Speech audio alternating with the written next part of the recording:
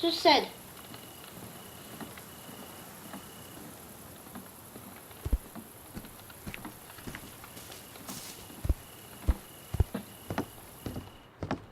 Evo vidite. Ne možeš me uloviti. Kako me je ulovio? S Bogom kantom za sreće. I to je to od ove epizode, ljudi. Žao mi je što je bila kratka. Ali uglavnom sad ću za početak raditi epizode od 5 minuta. I ajmo još ovo tu odigrati. Oh my god. Dođi sused.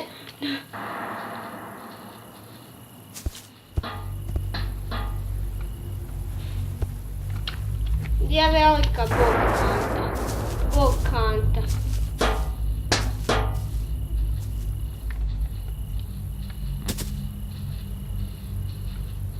Sused. Zašto si me ulovio, a nisam ni uzeo Bog kantu? Ajde bok ljudi, vidimo se u sljedećem videu. Bok. Gledajte moje videe i šerajte, subscribeujte i lajkujte. I čao, ba!